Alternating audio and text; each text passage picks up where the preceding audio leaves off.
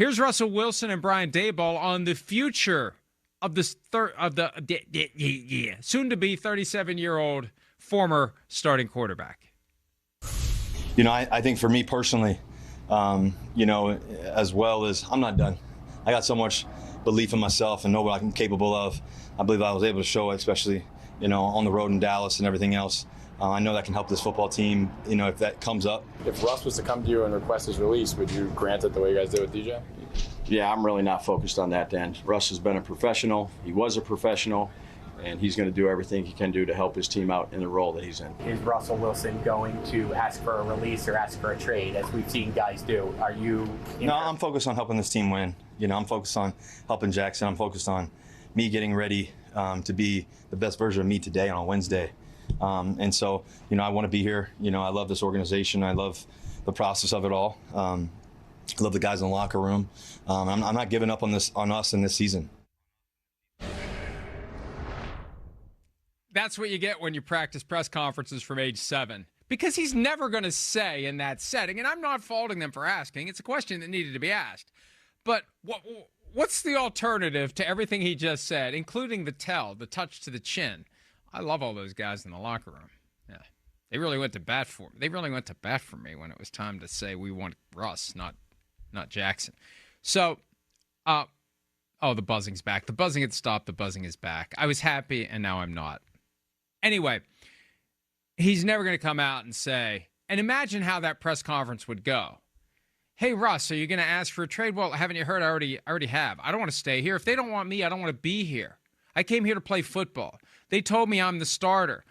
And if they're going to play this kid from Mississippi who's still wet behind the ears, and I've been playing since 2012, and I've proven myself. If you haven't heard, I've won a Super Bowl in the stadium where they play their home games. No, I don't want to be here. And if they won't trade me, hey, they released Daniel Jones last year. They can release me. So now, the Daniel Jones situation, it's important to understand the difference here. They benched Daniel Jones in 2024 because he had an injury guarantee for 2025 that didn't vest until March of 2025. But if he'd suffered an injury last season that would have kept him from passing a physical before the day in March when the injury guarantee becomes a full guarantee, they would have been stuck. So this is what we see teams do. That's why the Broncos did it to Russell Wilson in 2023, because he had a March 24 vesting date for his 2025 injury guaranteed salary. You put a guy in bubble wrap so he doesn't get injured, because if he gets injured, then you get into this big possible ugliness over whether or not he could have passed a physical. You may have an arbitration, and you may lose millions of dollars if you have a guy who gets an injury once you've decided you're going to move on. That's not the case with Russell Wilson. He doesn't have a contract beyond this year. They could need him. They could play him. I know they have Jameis Winston, but if Jaxson Dart should get injured, or if it's just a disaster and they decide to let him take a step back, who knows? They've said he's the starter the rest of the season. And, that's typically the way you do it. Once you pivot to the young guy, you got to see how it goes. And I think the goal this year for the Giants and for Brian Daboll, who would presumably like to remain the coach of the team into 2026, the idea is show enough from Jaxson Dart to get people to believe that next year can be the year. This year isn't going to be the year. And if it turns out to be the year, great. But 0-3, and it feels like, it's just a matter of time before, as a practical matter, they're done. If they can show enough promise from Jaxson Dart, then they can lay the foundation for potential success come 2026. So, that's where it stands for the New York Giants. Jaxson Dart, the starter. Russell Wilson, technically the backup, although I still believe Jameis Winston is far better suited to be the mentor than Russell Wilson. Look, I think it makes sense for the Giants to trade him.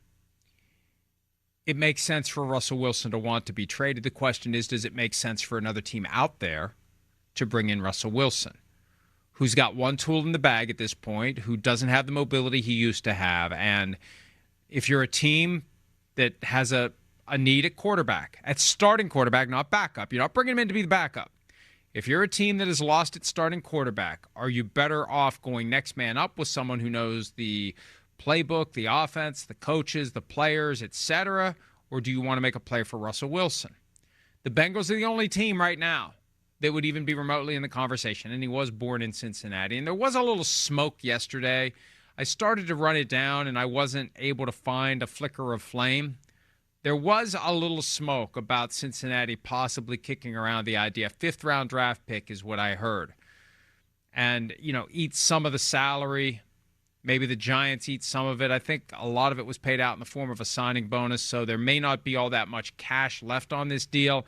But that at least was kicked around yesterday. I heard a little something yesterday, but as I tried to put meat on the bone, I wasn't able to, but at least that's out there. And it's fairly obvious because right now the Bengals are the one team, the only team, that would possibly be interested in trading for Russell Wilson. Hi, it's Mike Florio. Thanks for watching PFT on YouTube. Hit subscribe for the latest news and analysis from Pro Football Talk.